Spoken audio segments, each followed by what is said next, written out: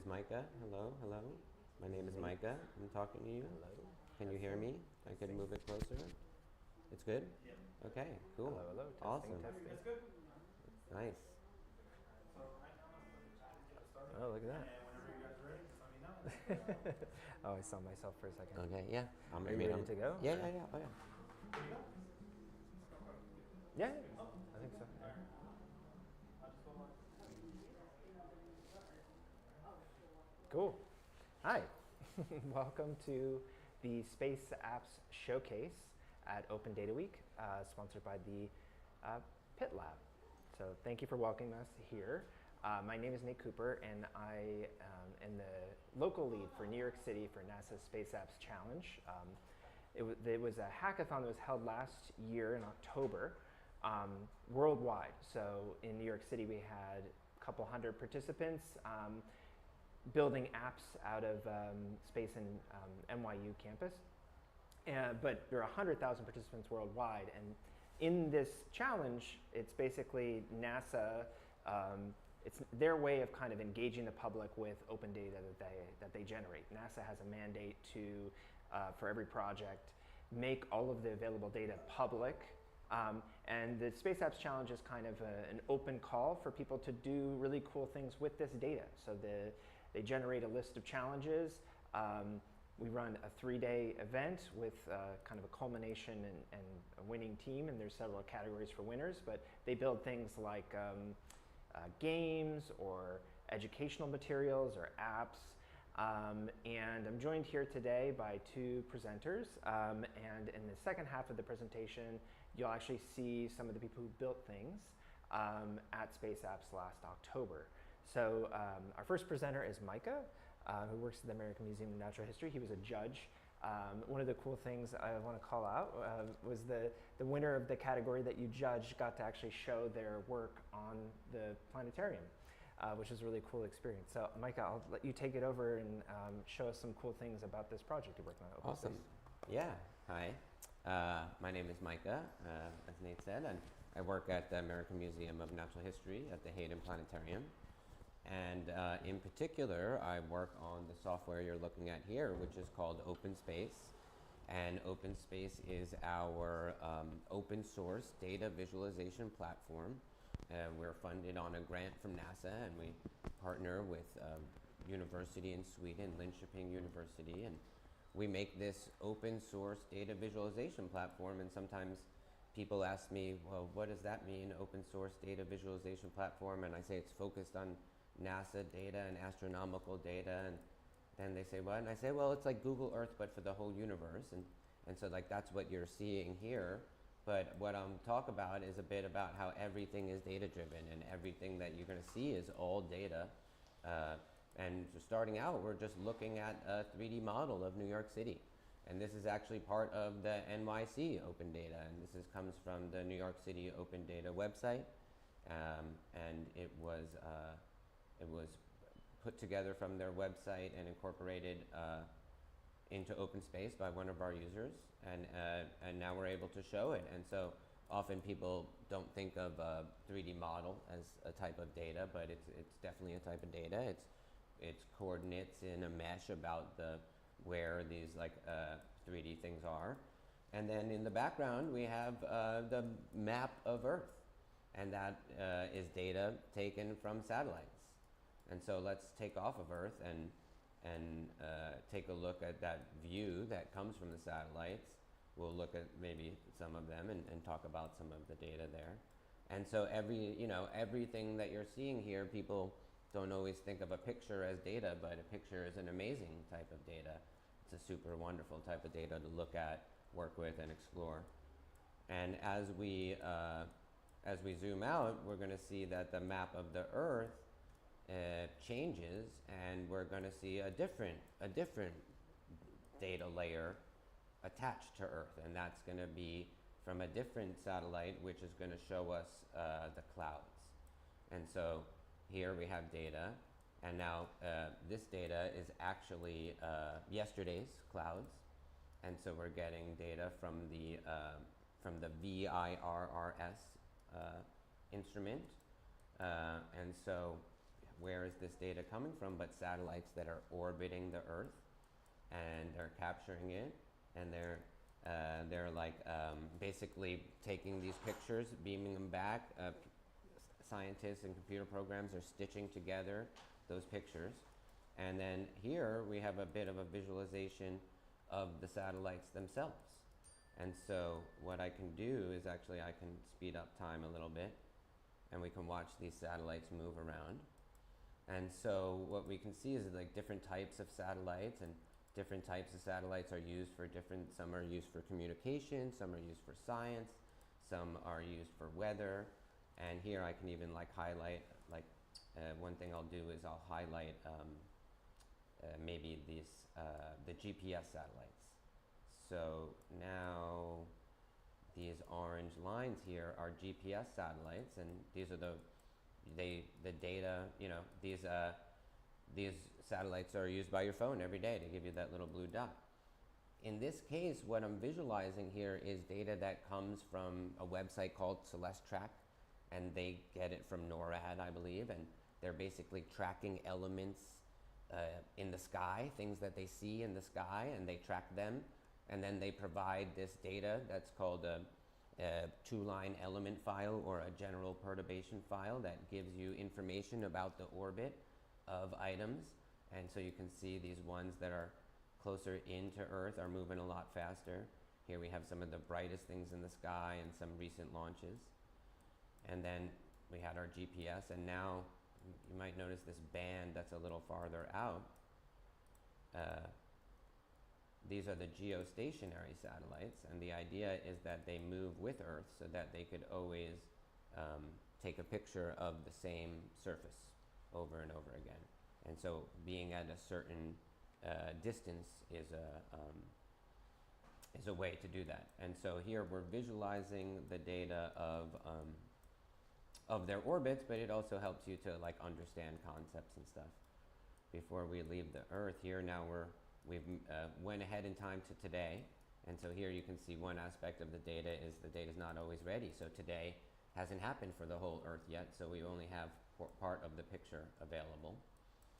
And so one of the things that I wanted to turn on, these satellites are, you know, not just collecting pictures of the Earth, but they're also collecting data about all sorts of different things. Here I've turned on a colorized map of sea surface temperature. And so we're seeing the temperature of the surface of the ocean.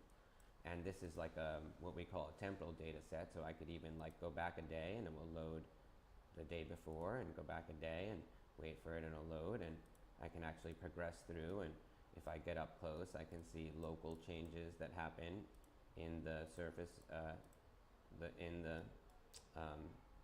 the temperature on the surface of the ocean. But generally, when we're looking at sea surface temperature, we might change like months in advance to see changes like in seasons, and see how the temperature kinds of move up and down across the equatorial band. So, you know, Earth is a very important a data point for NASA. It's our favorite planet. It's the one we live on. It's the only planet we know of that has life on it. And so we're capturing lots of data about it, and we're visualizing lots of data about it. But it's not the only cool thing to look at that we have data for. And now I've turned on some more lines in the sky, and we do a lot of orbit lines here, and to show where things are moving. And this is what's called ephemeris data that comes from NASA, which is kind of a fancy way of saying where things are when. Here I'll brighten up the moon's trail so we can see it a little better. So now we're seeing the orbit of the moon around the Earth. And that is its own type of data, and we use that to know when there's going to be eclipses and stuff. But let's go visit the moon, take a look. Of course, the moon has really cool imagery data, looking at pictures of the moon. The moon is beautiful. We see it in the night sky, and maybe some of you have seen pictures of the moon from the Apollo mission. But here we all have all sorts of other orbiters from ESA, JAXA, and NASA, all orbiting the moon and taking different types of data. So like here was an interesting one of a map on the moon of where helium was likely to be found. And so basically this is data from the LRO and Kaguya combined. Different instruments on different satellites were combined to figure out where there might be, and this data is actually streaming from a server on NASA, from the NASA Trek server. And what they've done is they have scientists analyzing where they think there will be helium, where they think there's even more likely to be helium, where they think it's less likely to be. And so this red one is the one that's like, here's the best places. Now the thing is, this is not actually where we're going to be sending astronauts to the moon. When we go back, we're going to be sending them to the pole of the moon, and we're going to be sending them to what are called these permanently shadowed regions on the moon. And these are craters that basically they never see the sun. And so these craters they're called PSRs, permanently shadowed regions. So here the data that we're looking at is pictures from the Lunar Reconnaissance Orbiter. And it's from its wide angle camera.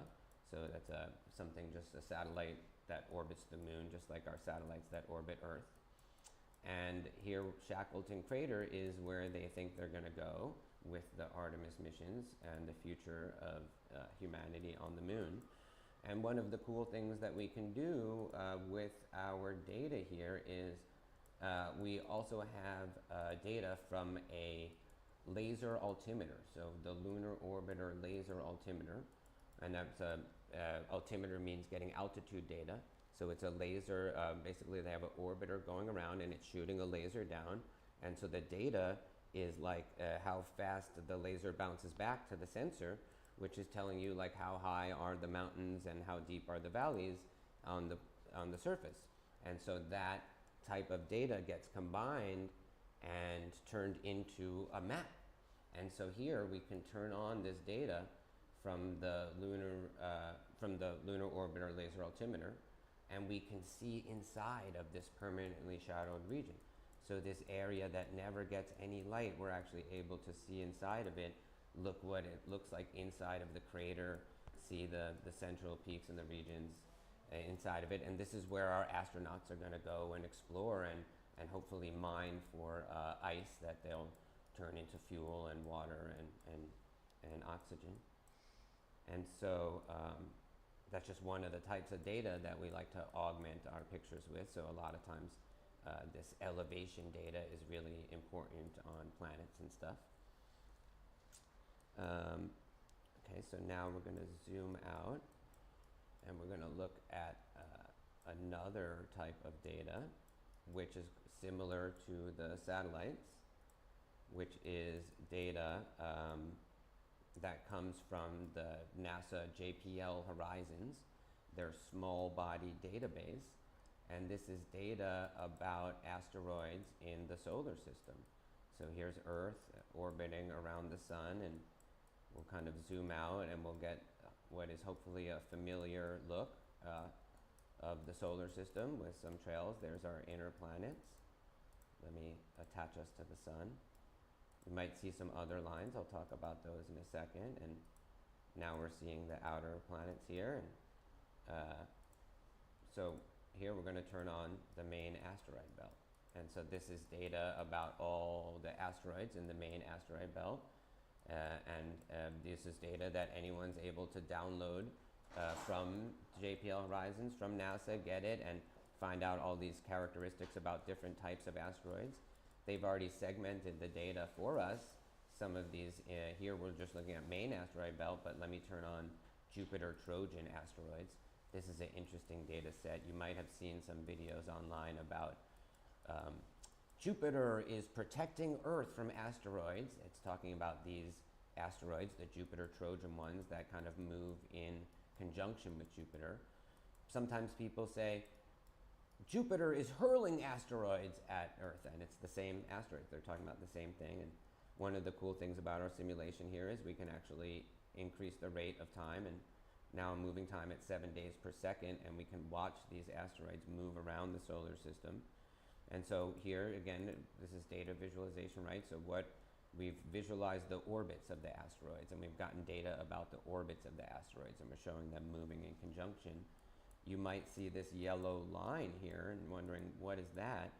Maybe I will actually pause time and jump us back a couple months, 2, 3, oh, gotta go a couple more months back.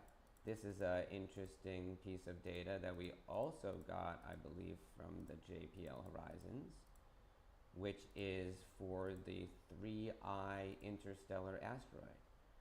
So if you've heard of this, this was the third interstellar asteroid that had come and visit our solar system, or that we have detected visiting our solar system. And there was a lot of talk of it about, is it an alien spacecraft visiting our solar system? And one of the things about it was that it was in the plane of the solar system with our planets. And here we can use that orbital data to really show you that how it really was like kind of more in the line of plane of the planets. If we were to compare that with the trail of other interstellar visitors that we saw, such as the Oumuamua that I've just turned on in purple, or the Borisov one that was found afterwards that I'll turn on here in green, we can see those have much more of a parabolic trajectory than this yellow one that is the 3I Atlas kind of coming in just along what they call the ecliptic of our solar system. And so this is the plane of our solar system that all the planets are in, which again is part of that ephemeris data from NASA about where things are when. And so that's a big important data point of space, of where things are and when.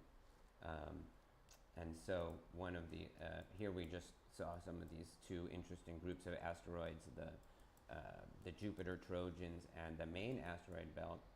But I thought I would also show one that I'm really interested in, which is the trans-Neptunian asteroids. And this data set contains a lot of bodies from the Kuiper belt, what's known as the Kuiper belt, which is what includes Pluto, which is like a icy, rocky worlds that are out, like far out in space. And you can see compared to the main asteroid belt, these are really far. Main asteroid belt is kind of really close in. And so one of the interesting things about this is we think about what are the limits of our solar system. And if I turn these back off for a second, we see those trails of our solar system and then those interstellar visitors. Maybe I'll turn those off for a second. But this is one of those data sets that helps me to understand and push the boundaries of like what is our solar system, because here we visualize the trails, but you might have noticed with our solar system too, we don't visualize the full orbit. We kind of have, we decay the data off the end and don't show the end of it, but I can actually adjust that here and show more of their full orbits and show their full orbit trails. And we can see that some of these trans-Neptunian asteroids actually orbit way far out, super far away from basically from the sun. And some of these are really going like, here I've turned on a 1 light year grid. So this would be like one light year across halfway. And so we could see like some of those, like one of those asteroids, the orbit is going out to half of a light year away. And so here I've just turned on a grid. Basically the most basic, simple type of data visualization we could imagine here is just showing length in space. I've just visualized 1 light year, but it can be a powerful thing to do. And so it's like maybe not NASA open data, but every type of data is relevant and can be used. So now we'll zoom out. We're out in the stars, and here we have interesting types of data sets like about exoplanets. And so we tap into like the NASA exoplanet archive, and this is like data about exoplanets that have been found. So exoplanets are planets that are found around a star that is not the sun, so stars that are out in the Milky Way. And so we want to like visualize those systems and the data that we have about them. So I'll go and visit maybe the most famous one, which is called TRAPPIST-1. This is one that has many rocky worlds in what's called the habitable zone. So a big important part of data about a star is its temperature and its size and what those mean to where liquid water might be able to exist in an area around the star. And here we're visualizing the orbits that have been determined by astronomers capturing data.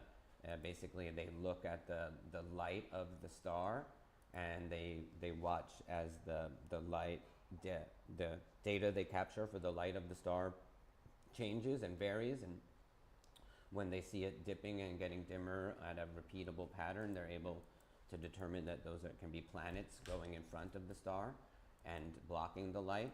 And one of the interesting things that we visualize here about the data is the uncertainty of their orbits. So if we look here at one of them, maybe, no, that was C, I gotta find E, TRAPPIST-1e. This one, the planets in our solar system, we just visualized with a trail, but the planets outside we visualized with a disk, saying it might orbit anywhere within that disk, and that might not look like a big difference, but that could be tens of millions of miles or something. So the data here now gets into like levels of uncertainty, and what does it mean to have like uncertainty with the data? I always think that's interesting, when we're talking about the data, is the uncertainty, and not just like what we know, but how we know what we know, and to be honest about which things we do and don't know and stuff. And that's always like uncertainty leaves room for more exploration in the data and more science to happen. So one of these cool things, now I've pulled away and we're in a 3D like map of the stars. There's our 1 light year grid from Earth over there. But as I pull away, so now we're in a 3D database of the stars. This is the Hipparcos database, which contains, this one I think has 186,000 stars in it or something like that. But basically the positions of these stars contain their own level of uncertainty.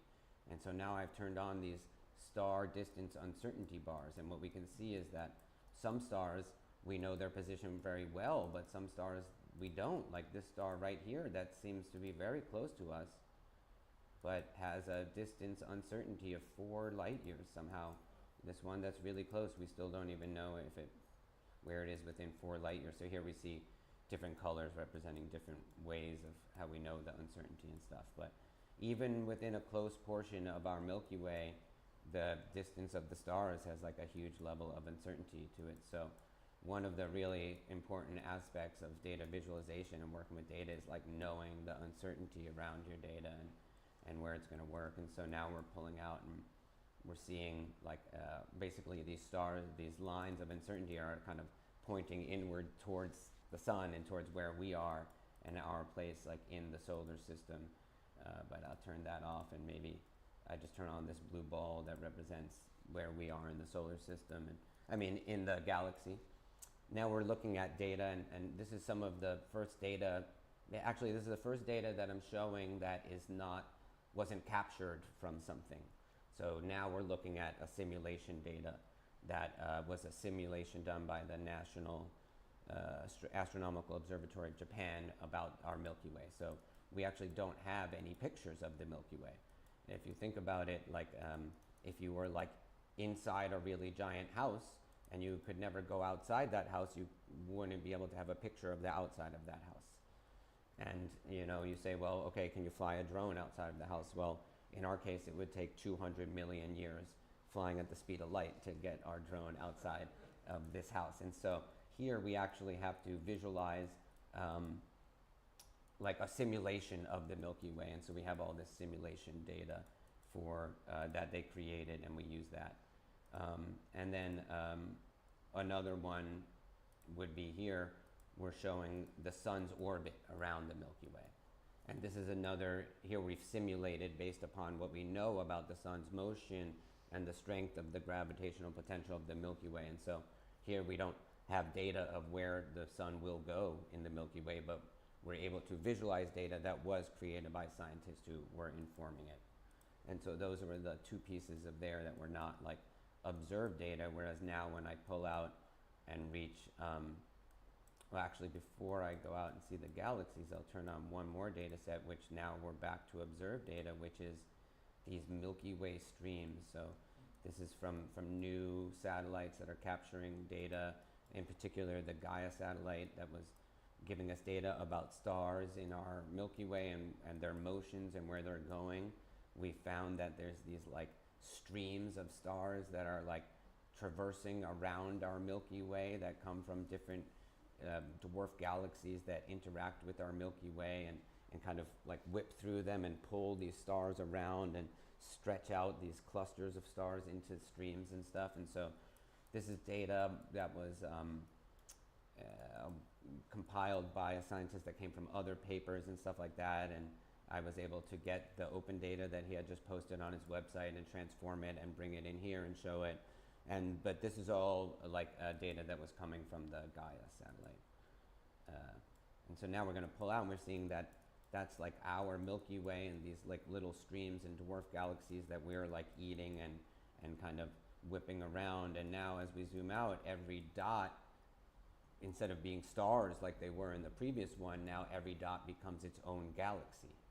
And so every one has hundreds, potentially hundreds of billions of stars just like ours, potentially trillions of worlds in every single dot existing here. And this is our local universe, and we're part of what's called this Virgo supercluster. So here we've colorized the data to help you to see the distribution of the galaxies and the densities. And this is, if you've heard of what's the cosmic web, this is what the cosmic web is. It's where the galaxies have grouped together through time and gravity to create these like lumps. And here, you know, we just take the data of their positions and also the relative density of the region is what we visualized here with the color mapping. And now we pull out into a deeper survey, which is the Sloan Digital Sky Survey, showing us that structure even farther and deeper out into the universe. And one of the things about looking at data in the universe is the farther you look, the longer that light had taken to reach us. And so that data is actually from earlier times in the universe. And so as we zoom out and we look at the data from the earlier times in the universe, we see less of that structure, because the universe didn't have as much time to kind of gather and create the gravity that, I mean, not create, but like gather together because of the clumping. And so as we zoom out, we see less and less of that structure because the data is letting us see further back in time. And we finally reach what's like the edge of our cosmic horizon, which is the cosmic microwave background. This is data from the Planck satellite, which is like measuring this, like what's the cosmic microwave background is data on the like minute temperature differences in like quote unquote blank space. They like look out into space where there's nothing and try to see what is the temperature difference there, because like this is what they call the residual heat from the Big Bang. So basically like the idea is they're when they were building some telescopes, I forget what year, they like could not get this noise out of their data, and they said, what is this noise in our data?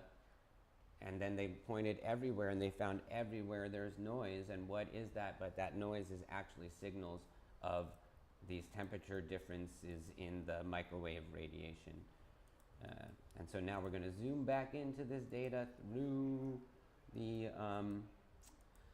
the universe back closer to our time, and we will come back to our solar system where things are a little more familiar and graspable, and maybe at scales and distances that we're more used to. Let's turn off our Milky Way streams here. Get rid of our sun orbit.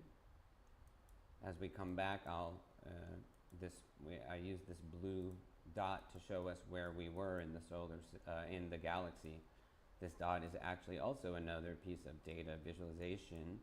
It's like it's visualizing like a time boundary in space that winds up to be distance, and so this is representing like maybe I think 85 years across, where this is representing like how far our radio signals have reached in space.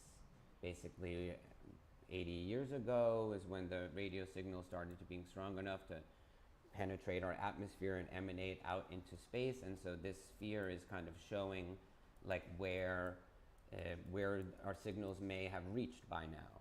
And so one of the cool things is we like to combine that with the data of the exoplanet systems about like where have we like found exoplanets. So now I've turned on these blue circles where we circled every star at which we found an exoplanet. And so if we like combine, like one of the things we love to do is combine the data to show context. So here we're combining the data like where have our signals reached and where have we found planets, to show that like basically all of these planets within this sphere could have potentially heard from us.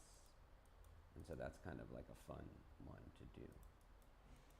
And so this is like a different type of visualization of that exoplanet database, whereas before we were visualizing the data of a particular system. Now we're visualizing like the catalog as a whole to show its distribution across the sky and show everything that we've seen.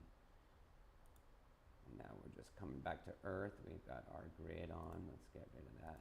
Thank you very much. Back to our solar system. There's our sun. We've got the orbits of our planets and our asteroids. And you know, if we take a stop off at Saturn, we can see that some familiar things happening. You know, in the Milky Way, we saw these streams of stuff orbiting around the Milky Way, but then we saw like the disk of the Milky Way, which is like the flat coalesced stars, but there's all this crazy stuff happening orbiting around it. Saturn, you may or may not have heard, has a lot of moons. It has like 70 or 80 moons. So here I'm visualizing the orbits of these, what they call the minor moons of Saturn. So it's this chaos of stuff like orbiting around it, but then it has its major moons, which have like coalesced into the flatness. So if I turn off the minor moons here, we see now the major moons are more coalesced into the disk, and then Saturn, of course, famous for its rings. And so if we think about like Saturn's system as like a microcosm of what we saw in the Milky Way, where there's the chaotic stuff orbiting around, but then there's the flattened thing, and then we could actually think of our own solar system as the other microcosm. So we can see that at 3 different scales. So here we have all the planets in the main asteroid belt that are in the flat plane of the solar system. But then when we looked at those trans-Neptunian asteroids, we saw they, well, maybe they have their long trails on still, but we saw that they had these more chaotic orbits and going around and stuff. And so we see these like here, hopefully the data visualization has helped us to like also learn some concepts, and not just, not just like learn things about the data itself, but using the data to learn about concepts in general. And here in particular, we've just used it to visualize about gravity and the shape of things and the shape of gravity and how it affects matter. And then we'll take us back to Earth, maybe see if there's any questions or. Awesome. Hopefully we got a cool thing there. Yeah, we got one right here. Yeah. It's fantastic, by the way. Awesome. Thank you. Yeah. Can you repeat the question for the? Yeah. Is this, so you were sort of controlling things live? Is that what's done in the planetarium as well, or are there sort of pre-recorded like Yeah, so the question was, is like in the planetarium here, I'm operating the software live and flying us through it, turning stuff on and talking about it, and is that what happens in the planetarium? And it's a great question. Actually, we do a combination of two different things. We show pre-recorded movies, and then we also do live presentations like tonight. There'll be a live presentation tonight about brown dwarfs, and what I like to describe it as like Transformers the movie and Transformers the video game. So I'm Transformers the video game. So like if you know about this, like Transformers the movie has better graphics, but Transformers the video game is fun because you get to control the robot. You get to go anywhere. You get to look at it from any angle. You get to make it do whatever you want. And so when we make our rendered movie, we actually use the same software that they used to make Transformers and Dune, this program called Houdini, which is like a Hollywood level VFX program, but we'll actually work with the same data, the people working, the digital artists and people making the movie will work with the same data that I work with in our live interactive software, and we'll combine. And in this last one, we actually did some things where we could like take flight paths from this software and use it in the movie to make flight paths through the data. And here I'm rendering, like right now with all this data on the screen, I'm rendering it at 74 frames per second. So like every second I'm generating 74 frames of this image as I move around. But when we're rendering the movie with all the data and all the everything for the planetarium movie, it's like maybe 1 second might take 4 hours. So that's like here I'm doing 75 in 1 second. And then they're doing 60 in 4 hours.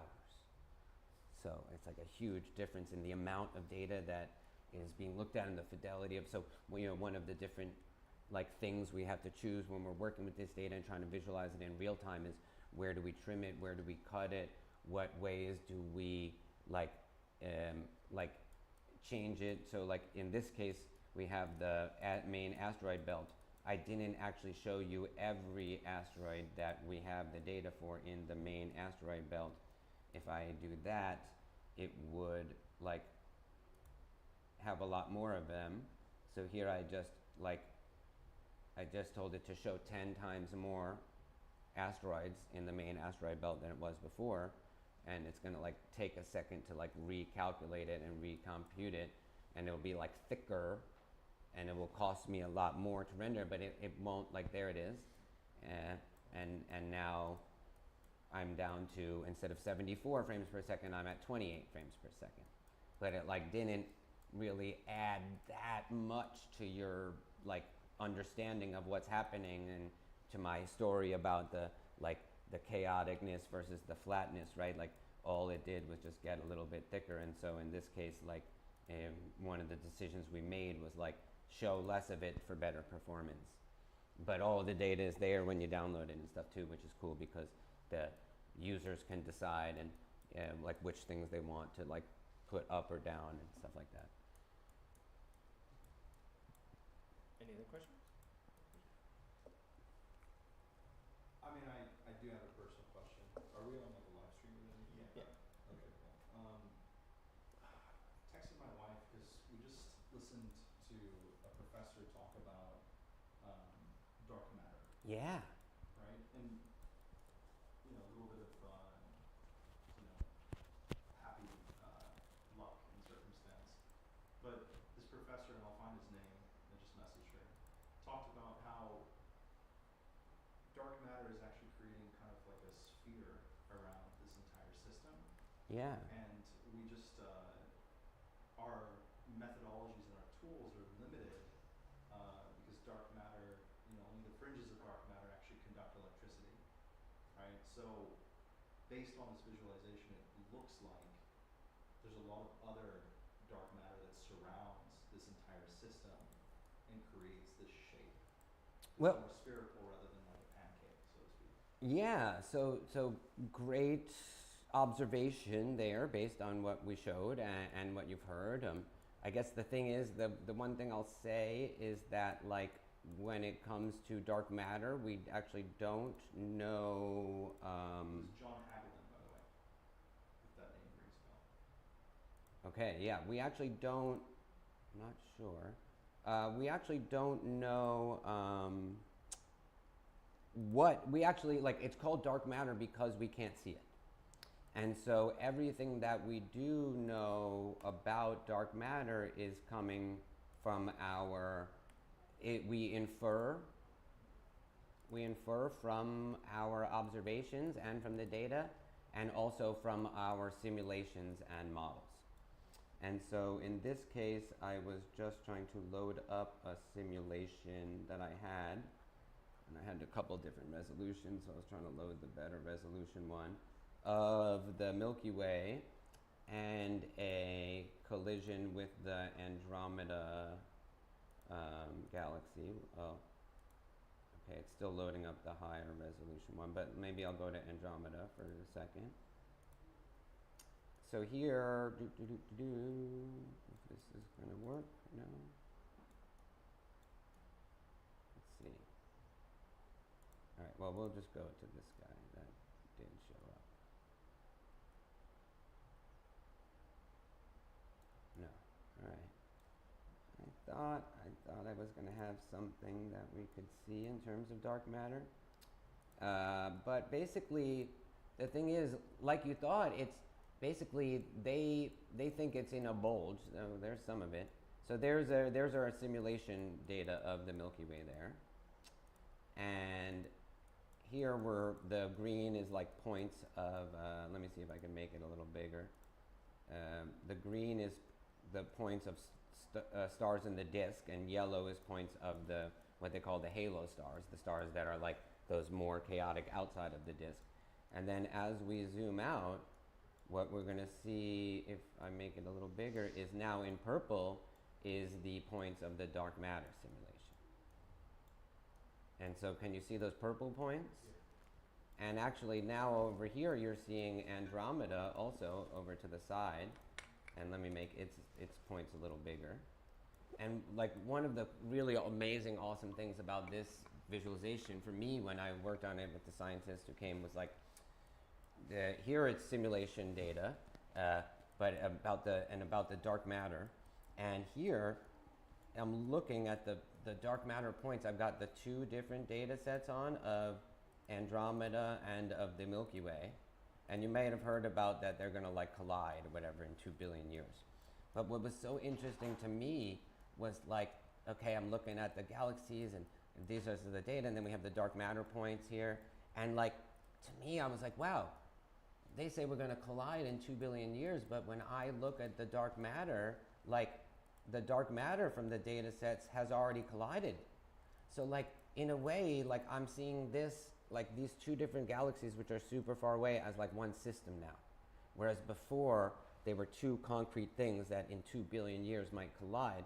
Whereas now when I'm looking at this data, I'm just getting goosebumps because I was like remembering the feeling of like seeing it and thinking about it was like these 2 million light year away galaxy is actually like part of our system. Like they're both, because that dark matter is connecting them. Let me turn off these other galaxies that are now like gumming up the works. But you see like they're, if you zoom out far enough, that's one system, like the stuff we've been seeing, right?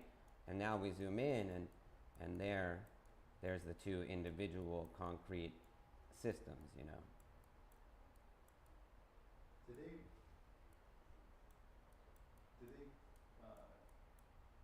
mirror each other in some ways? Andromeda and the Milky Way? I mean, they are similar types of galaxy. And I see what you mean about like the orientation here. I'm not sure if I. Yeah, and also I'm not sure if I think I would have adjusted the simulation to, yeah, it looks like I did. Like I'm not sure if I adjusted the simulation to the proper orientation, but looking at our images that we have and the orientation of the image here, it looks like I did get that right. Like here, the simulation data just has slightly different levels of precision in the position as our actual like image of the Andromeda galaxy. So that's why they're like slightly off. But yeah, so the orientation, yeah, I don't know if that. I'll ask someone. That'd be a good question. I'm going to ask someone about like what's up with the orientation? Is there anything interesting happening there? you could, there's like here we, My last name is Lomax if you discover anything. okay, yeah, cool, right? So here we're like, here we have like images for for the galaxies with their orientations, and if I make them a little bigger and we zoom out, we see that like they all have these different like kind of orientations to them. Let me just make it a little bit bigger here. So like I don't know if that has to do with the like magnetic field polarization or what. I'm not sure. This is all open source too, so you can download it. Yeah, it's all free. You could openspaceproject.com. You can just download this on if you have a PC, laptop, just download it at home and play around. And almost everything that I showed today comes with it. There was a couple data sets that I have like added myself and stuff. But almost everything I showed is just in there. Micah, you talked a few times about like looking at the data with scientists. So I know that like primarily this is like for planetarium, public engagement, right? But do you like how often is it used for like data visualization in the service of science? Yeah, great question. So yeah, I mean we've built it in the planetarium for the planetarium to give shows like I did today to talk to the public and stuff like that. But then we work with the scientists to bring their stuff in and stuff. And so as a result of all the years and the collaborations and the different academic things, we've had a number of times where we are actually just doing shows with scientists only in the planetarium for them to explore the data, look at it combined with different things. And those are some of the really fun, cool things. And I always love this funny story of one time when it was the Mars 2020 rover. Before it landed, they had to pick the landing site out of these 3 sites, and they had a geology symposium up in the geology department in the museum, and afterwards we were giving them a show in the planetarium about showing them in the planetarium our Martian visualization of the sites. And so one of the scientists said, "Oh man, this is amazing, I've never seen it like this." And I said, "Well, like, what do you mean? I downloaded this from your website. Like, what do you mean you've never seen it like this?" And he said, "Yeah, but we're always looking at it in 2D, like top down. The satellite imagery is taken from the thing, and they're kind of looking at it at its regular projection so that they could just like extract the data from it, and they hadn't looked at it in this kind of like 3D more like immersive type visualization, especially because we had them in the planetarium, which is like a 67-foot immersive screen. And so this is the Jezero crater, ultimately the landing site that they picked. And so it was cool to hear them say that like here we were showing them their data in a different way that they hadn't seen before. And I was like, well, that's kind of neat.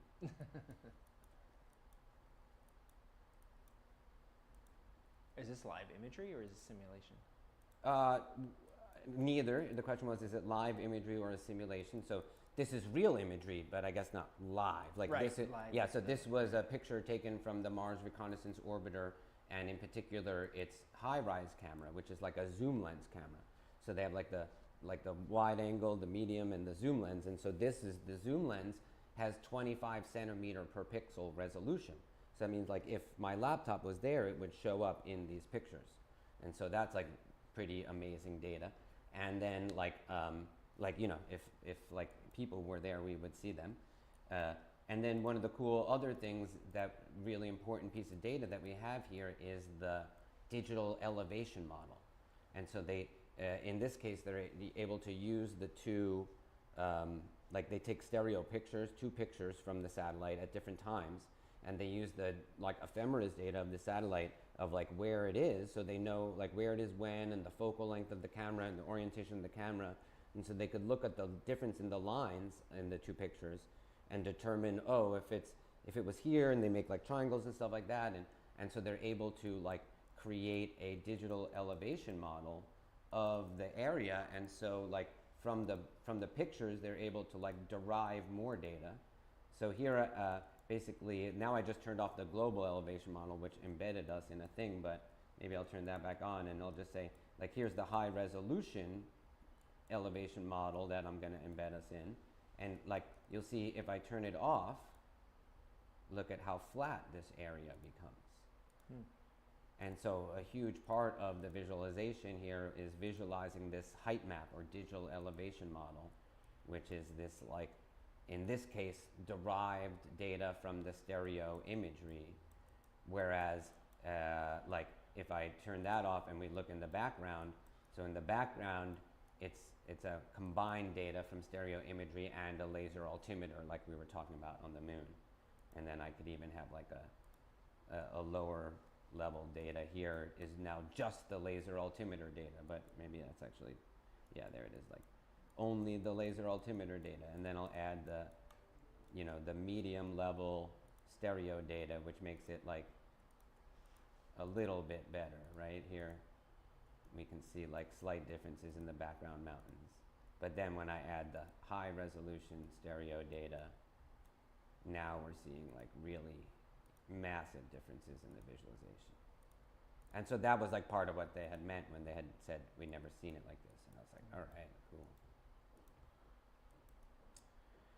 All right, I think we'll end it there. That was on great. Mars. Thanks, Mike. Awesome, thank you all. Cool. We gotta do a little transition and then I'll do an intro. Do you wanna keep the stream going and then we'll just... I'll put it on over. Okay, we'll be right back. Thank you.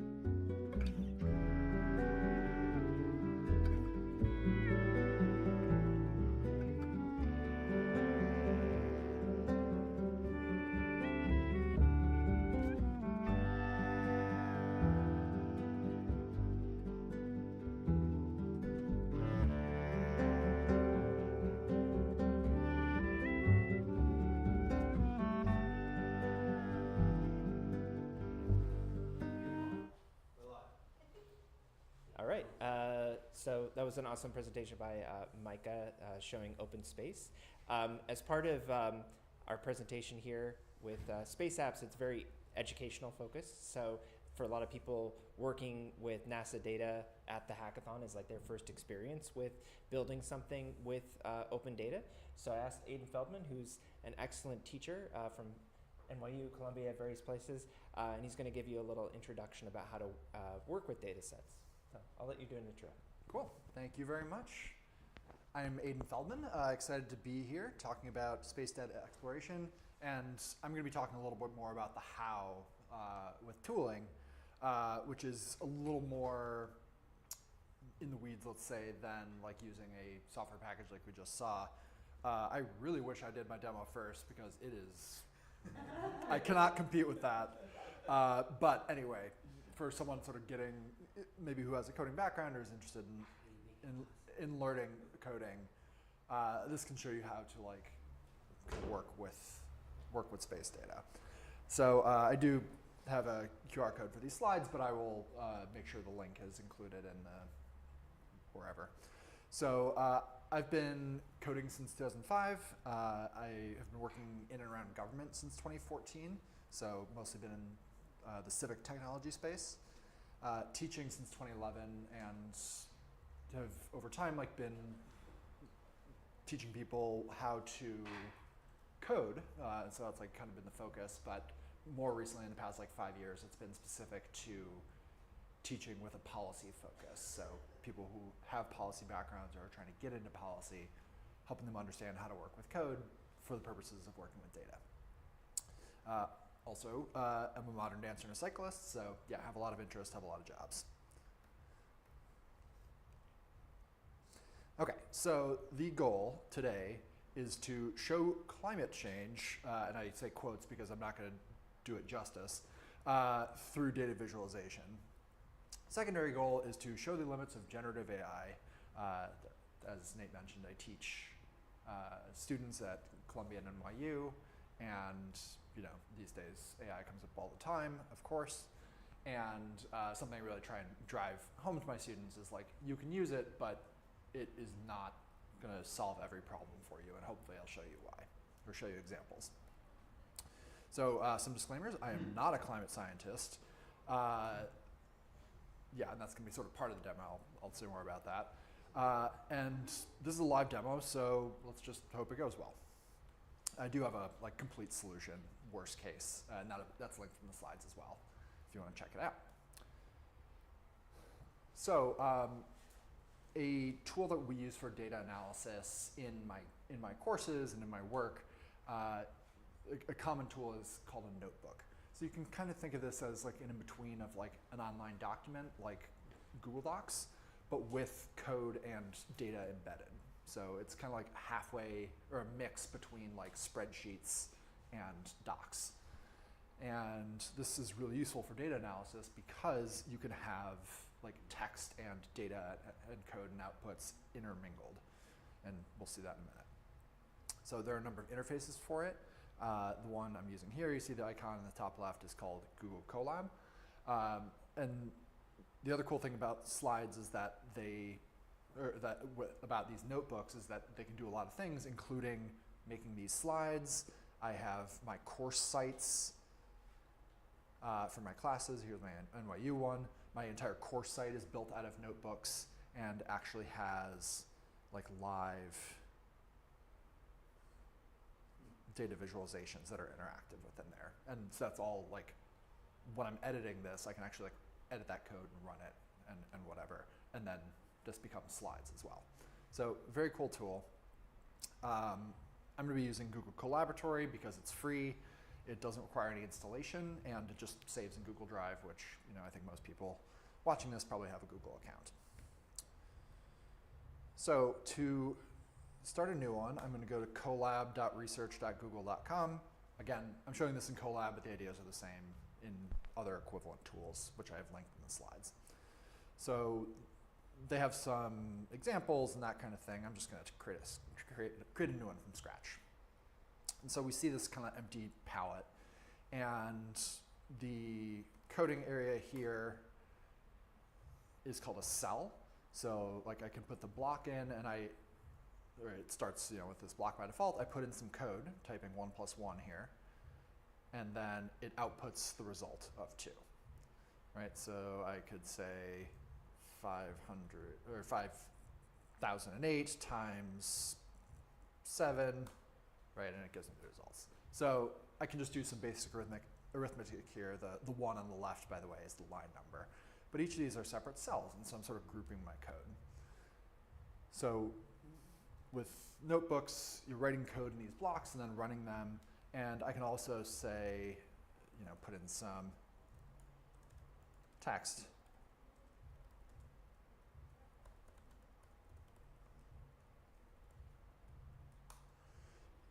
So I can now have like the code and text intermingled. I can put in images and these kinds of things. Typo there. Okay, so that's like notebooks in general. There's more that can be said, but that's really the basics. So again, the goal is to show climate change through data visualization. Not a climate scientist, so please do not quote me on what I'm showing here. But like, what are ways that we, just to like get something, right? Like, what are things that we could use in terms of data to like show climate change? Like, what are things that would matter? So we saw in the previous demo, like sea temperatures, sea surface temperatures, for example. So like that would be one. You could probably do some things with weather and these kinds of things. Sea levels, in terms of, I guess it wouldn't be called elevation, but where the coastlines are and that kind of thing. So to use a NASA data set, I'm going to actually use surface temperatures, and I'm not even going to look at the website. I'm just going to have the robot do this for me, and we're going to see how it goes.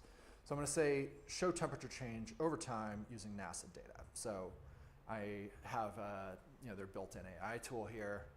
I am going to say, give me the good model. I'm giving it its best chance. So that'll take a second, but because I'm working in this Colab environment, it's going to use Python by default. We see that down in the bottom right. You can use other languages with these kinds of tools. Python is what I end up using and is very popular for data analysis. So this will take a second, but what I would expect it to do is find a data set, figure out how to access it, and then load it into this environment. And then yada, yada, yada, result in some kind of visualization, right? So it's not a huge number of steps, but if you don't know what you're doing, it's not trivial. So this will hopefully come around in a second. I will maybe just show the solution of this part. And so we're using, hopefully this is what it comes up with, is I'm using this NASA GIS temp data set, which is surface temperature analysis. And I believe this, combines data from meteorological stations on land, as well as ocean areas, so from a couple of different sources. So the, it gives background and whatever. The data download here, I ended up using this one, which is combined land surface, air, and sea surface water temperature anomalies. So we'll come back to that in a second. But the kind of simplest version here is the global mean, monthly, seasonal, and annual means from 1880 to present. It's pretty interesting to me that they have this data from 1880. I didn't read so much about how they do that. I doubt there were, satellites picking that up at that time. But anyway, that is something that's available, and we see when it's loaded in here. Again, if you don't know code or if you don't know Python, this isn't going to make a lot of sense, but there's not too much to it. Like, I'm loading the tool that I'm using for the data processing called Pandas. I'm saying, hey, this is where I find the data, which is actually just that CSV link right on the right side there. And read it in, and then show it. So what we see here is those years on the left-hand side, the different months across the top, and then it wasn't obvious to me originally, but what this is showing with these extra columns are January through December, December through November, December, January, February, etc. The site doesn't actually say that as far as I can tell. So that would be a bit of feedback I'd have, that like, okay, we got some data, but that doesn't mean I know what it means, right? Or it's not obvious what it means in all cases. So this is the importance of like looking at documentation, and hopefully data sets come with good documentation, or whatever data set you're using comes with good documentation explaining what this stuff is, because I just saw SON and I had no clue what it is. It's September, October, November, I think. I guess I didn't find anything definitive. But what's interesting is it's showing these numbers that are not, they don't look like temperatures really, right? So they're all like pretty small, like between, you know, maybe -1 and 2 or something. And so, yeah, it's not obvious what the data says, and if, you know, the column names aren't super clear, or indicate the units or whatever, you might have to like go digging. So they do actually have a section on the website here which they explain why are temperature anomalies preferable to absolute temperatures. I'll just try and quickly read. Temperature anomalies indicate how much warmer or cooler it is than normal. So they use a 30-year period from 1951 to 1980. They're not showing absolute temperatures, but they're showing, like, for a particular area, how is that average temperature different? And we'll talk more about the areas later. So yeah, that's where those numbers come from. Let's check back over here. Okay, so it seemed to find some data. It's different than the place that I had looked, but that's fine. Let's try it. So I'm going to run this, and it says year, no smoothing, Lois, I don't know what those are. And okay, well, it did show something, so that's cool. So we have a chart here showing global temperature change over time from the NASA GISS data set. So yeah, the smoothing is a technique in statistics where you are, you know, instead of a line being really jaggedy, you're kind of looking at neighbors, or at least that's one kind of smoothing, where you're looking at its neighbors and like doing an average. And so it gives you a line that's less like erratic. So that's what we see here. And that shows, you know, from that baseline, which is the 0 here, which is again that 30-year, the average for like that 30-year period, we saw that, you know, before it was below, but it has been consistently going up since, you know, what, 1950 or something like that. So post-industrial revolution, that makes sense, and that, you know, tracks with what I've heard in the news and that kind of thing. But I don't actually know. Like this is like, I see a chart and it like makes sense to me looking at it, but like I don't really know what GISS measures. Is that the, I mean, it's probably like showing what I think it is, but again, I'm not a climate scientist. So back to that, you know, sub goal of, it produced a chart. That doesn't mean it's like meaningful, or, you know, that these numbers actually represent anything. I happen to find what an anomaly means, but otherwise, you know, you'd be like, wait, so the average temperature was 0? That doesn't make sense. So anyway, produced a chart. I think it's showing what I think it's showing, but you need to like really dig into the data sets and the sources and that kind of thing, understand what these different values mean, and that there might be like major caveats. So anyway, so that's cool. We got something, right? So that is showing global temperature change. So let's say I want to like go into a slightly greater level of detail. So that's where that GIS temp data comes in. And I'm going to try and get it started. Okay, let's see my slide. Okay, so I want to show, let's open up the bot here, and let's say show the temperature change across the world in a map. So I will show you what I came up with, and we'll see how that goes. What we have here in the data is not only is there the like global mean, as well as like split into hemispheres and that kind of thing, but they also have gridded monthly temperature anomaly data. So 2 degrees by 2 degrees means like latitude and longitude.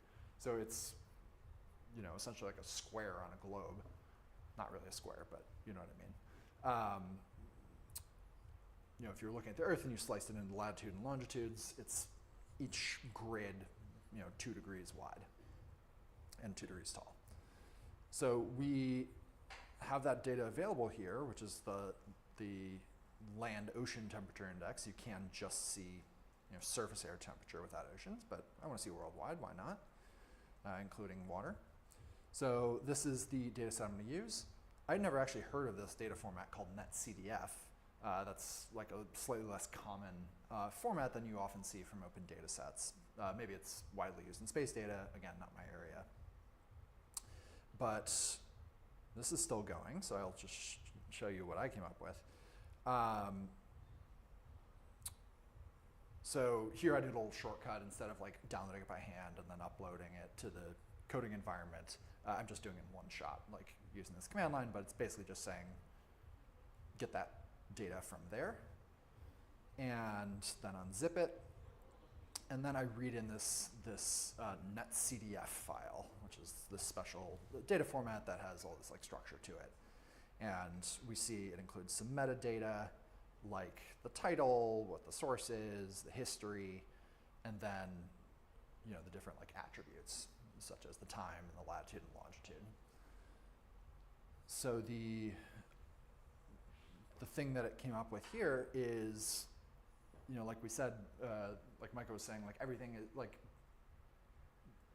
data can come in a lot of forms, and images are a form of data. So here we are making a chart with like a bunch of squares, which are those 2 by 2 grids, 2 degree by 2 degree grids. And it's coloring each one based on the anomaly for February of this year. So not a ton of code, but you know, there's a few things happening here of setting up the figure. This gets the most recent step, so like 1 from the end. And then that makes the plot and adds the title and stuff. So not a lot of code. We probably could have come up with this just looking at the documentation, but it was pretty fast going through generative AI. Again, that looks like something to me. It doesn't mean it's a meaningful thing from like a scientific point of view.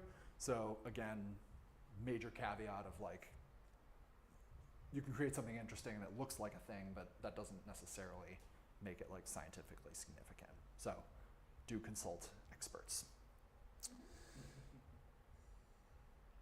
So let's see what that did. Okay, so something happened.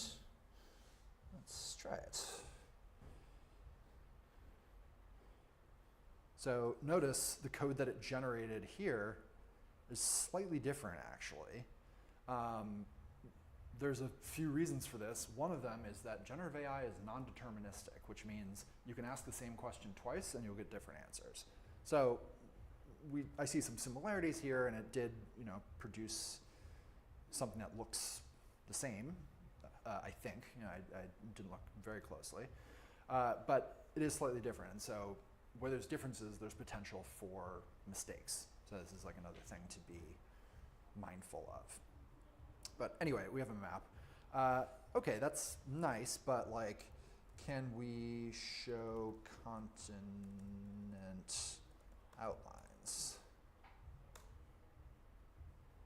No, it can't. So anyway, that's going slowly. So I had it here. We're pulling in another tool called CartoPy, like cartography for Python. And here we are, I guess I don't have a static version, but this shows like that same data set. This is 1910. This shows the same data set with a grid, you know, with that grid and the temperatures colored in. But then we can actually like get a better sense of where we are by showing continent outlines in that same projection. So we see all of that. And then I'm just going to go through the solution. I think you guys get the idea about the about the generative AI. But you know, it's not a massive amount of code, but it's not nothing. And so we're doing things like grabbing the start year and the end year. And then this actually took a step further, which is, okay, we have this data over time, but you know, I'm just able to look at it in a single plot, like for one particular month, right? Because that's when it shows. I have this data over time, so I want to like visualize it over time. So how can I do that? And this is where these interactive visualizations become really interesting, because you can do things like animation. So what this says here is, okay, create an animation with that figure, that thing that we're displaying, and when it gets updated, plot, you know, blah, blah, blah, with the coastlines, et cetera. And so it is, yeah, here's where it's pulling for the particular frame, meaning like the particular point in time. So in other words, when we update the animation, pull the appropriate data for that point in time, and that's what will be shown. So not only do we have a map, but then it builds in some of these controls which allow me to show change over time. So again, Microsoft Software does that built in. It seemed like, and so that's nice. But this kind of shows effectively what's happening behind the hood, you know, under the hood of a more polished piece of software like that, where it is pulling in the data, looking at these different points in time, and then jumping ahead in time and grabbing the appropriate data points for each one of those little boxes. So again, grain of salt. This looks to me like as it goes further ahead in time, the overall thing gets more red, but you know, I'm not showing that statistically here. Certainly scientists have. But visualizations can really go a long way in explaining data, with the major caveat of, if you don't know what you're doing and you just make a visualization, it doesn't mean it's meaningful. So do play around. These tools are really powerful. If you're interested in getting into code, you know, it allows a lot of like tweaking, customization, this kind of thing. Yeah, and just be mindful of, you know, putting asterisks on what you're showing if, yeah, you don't have the expertise to like back it up. So hope that was interesting. That is what I wanted to show today. So can open it up to any questions. Reminder that all the solutions are available here. Just talk about how each of those things happened, like showing the animations. And yeah, so all those caveats are something called the Rumsfeld grid of like unknown unknowns, which is a term used in the Defense Department of like, you have known unknowns of, okay, I'm missing, like I can't find a data set for this, like it's probably out there, but I don't know what to look for. And then there's the unknown unknowns of, okay, over here, like Antarctica was white prior to, you know, whatever year, 1960. Does that mean it was stable, or does that mean data wasn't being collected there, right? Like that is not obvious from a chart like this, so, or from a visualization like this. So that would be an example of an unknown of like, you wouldn't even necessarily think to ask that based on the visualization, but someone who's an expert would be like, oh, actually, yeah, there's these caveats in this data set. So something to be mindful of. Yeah, reminder that these slides are up. I'll put up the QR code here, and we'll include the link and things. But yeah, can answer any questions. I was curious, so two things. Is Pandas mainly for data visualization, or are there other tools with that make it useful for data manipulation more broadly outside of visualization? And then I had another question about your AI workflow, but. Sure. So Python is a programming language. Pandas is what's called a package. So it's like a tool within Python that makes data analysis easier. So Pandas, you can think of it as like Excel, right? It's like Excel for Python, where it's allowing you to like do a sum across a range, or do like these different formulas and things like that. Pandas itself like uses other packages, other like add-ons to do the actual visualization.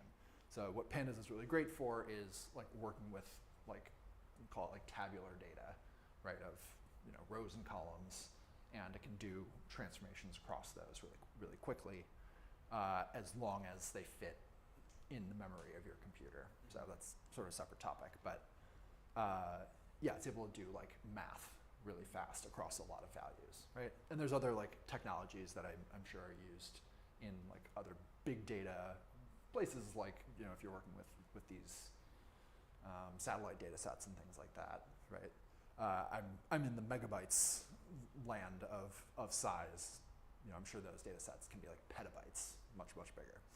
So anyway, Pandas is great for working with like small to medium sized data sets, and yeah, it does all the like math and data type conversion and that kind of thing, the operations, and then there are packages that you use for, there it is.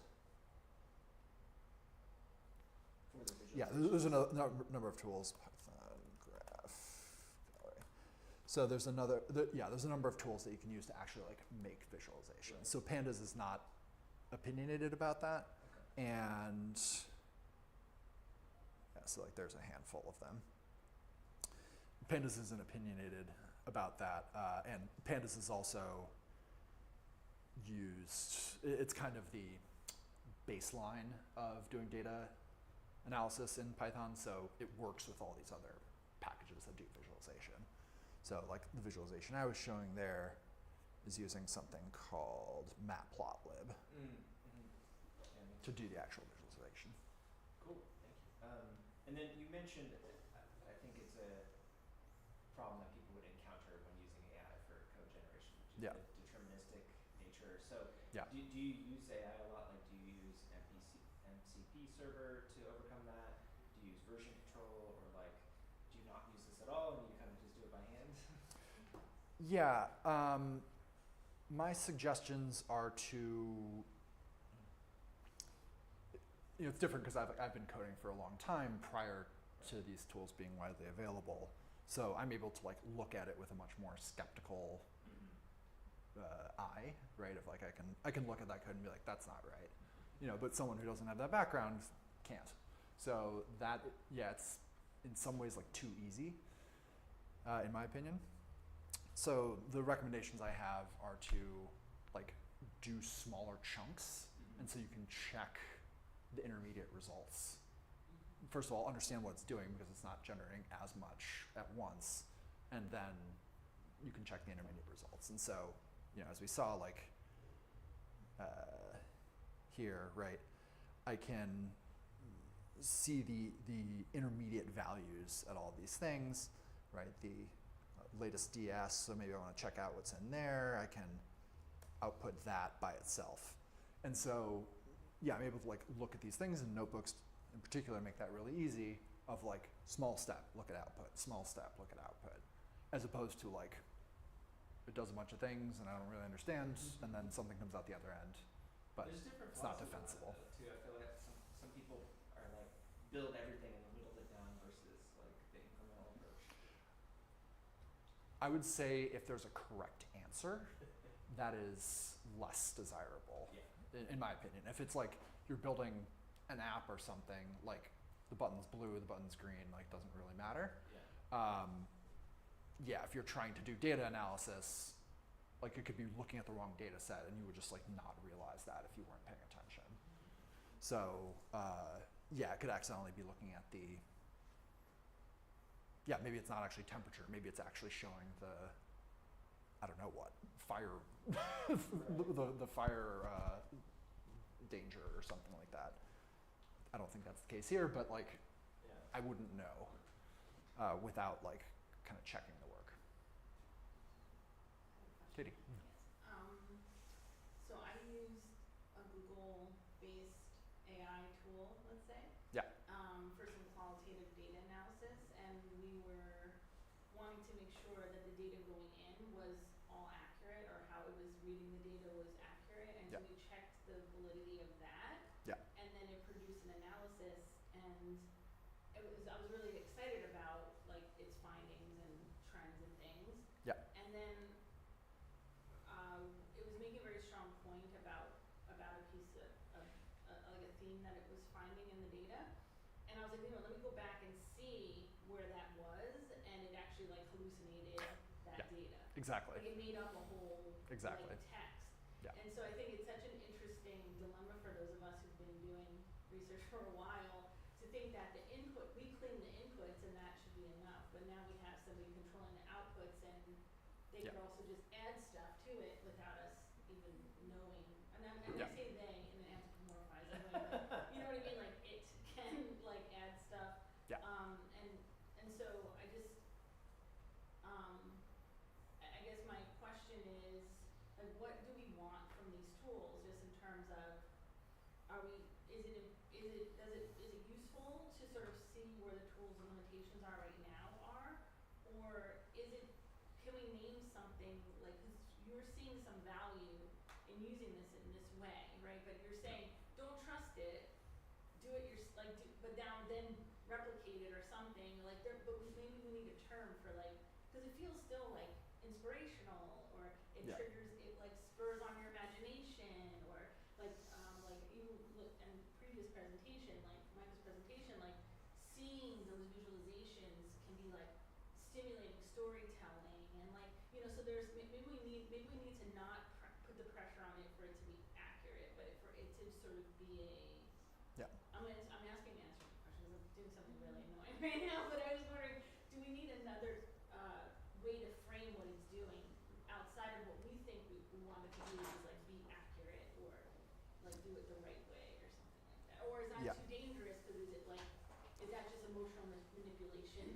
Right? Yeah. Okay. There was a lot in there. I'm sorry. Let me see if I can. Yeah. Let me see if I can speak to it. Again, I'm showing its use in a data analysis context, Yeah. and with data analysis, there are right answers. Yes. Or What- approximations of Or accuracy. yeah, like there's accuracy, right? In summaries, like if you're using it to summarize a bunch of documents or something like that, different people can summarize something different ways. Yeah. So like, I'd argue that like it doesn't matter as much. However, if, because it's probably not going to hallucinate, but if you ask for specifics of like, give me a quote I would argue is like a right answer. Right. And it is not good at right answers. So, a colleague said she was grading a paper from a student, and the paper had citations, but one of the citations was completely hallucinated from that professor. Like, she turned in the student turned in a paper that cited that professor's non-existent paper. So like, it says something, but yeah, it's a prediction machine. So yeah, I'd say anything where there's a correct answer, I view it with a lot of skepticism. Things it's good at are summaries, how do I do X, but you have to like know what to ask it to do. So I try and like steer my students when they're early on, especially like from using it super heavily, and certainly from like just copying and pasting things back and forth. They can like ask it questions and it can help them, but not having it replace the actual like understanding of what you're telling the computer to do. Maybe But, generating a third space of like, not completely wrong, not completely right, Sure. but somewhat still useful. Right? Yeah. Like this kind of thing, like where do we Yeah, fall yeah, back, yeah. you know? Yeah, that's fair. Yeah, it just depends on how important the accuracy or precision is. Yeah, I was curious. I'm thinking about this topic too when you were talking about it, because, when I'm teaching design students how to code, for example, I think the outcome kind of trumps the incremental learning, because I want them to feel less nervous about it almost. Like, it's sort of like, it helps them get mental models more quickly, because if they're thinking about it from the perspective of like, oh, this is something, a skill set that I don't have, that somebody else has, that I, so, and similar to like a hackathon, it's like, I feel like the means are trumped by the ends, it's like you just want to get something quickly and feel empowered, versus I know, and I'm just curious to hear your thoughts with a lot of like computer science programs I know are like teaching people like don't use AI at all in the introductory, like write everything out by hand and like literally do pencil paper. So do you find like how do you kind of like approach that like? Yeah, partially that's a teaching style thing of the like more old school is like you have to like do this from scratch so that you understand every single thing that like goes into it. Right. You'll get a deeper understanding that way. The trade-off being, people are gonna like lose hope partway through and like feel like, oh, I'm never gonna figure out how to do this, right? So I think it can be very helpful for quick wins, as you said, for like hackathon projects. The goal of a hackathon project is not being correct. The goal of a hackathon project is like having a thing, right? Like if I just want to get a chart, it can give me a chart. Yeah. But like if I walk into a conference, a science conference, and show this, like I'm gonna get embarrassed really fast probably because I won't be able to like say anything knowledgeable about it, or it's wrong. So if your goal is make thing fast, it is very good at that. But if your goal is like make something that's accurate and defensible, and maybe like the question, it is useful to like put more thought into that. And when you put more thought into it, you often find that the question you were asking was not the right question, or like needs to be adjusted. So like that's a common research thing of like we went in with one question, but then we sort of found this like off ramp into this interesting other question. You kind of wouldn't see that. You could very easily like glide over that if the AI is just making decisions for you.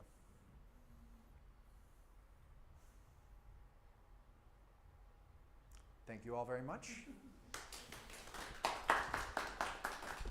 All right. So that concludes the presentation portion. We're going to take a little break from the stream, and then we have some presentations from the hackathon who are going to be here talking about their projects at about 4:30.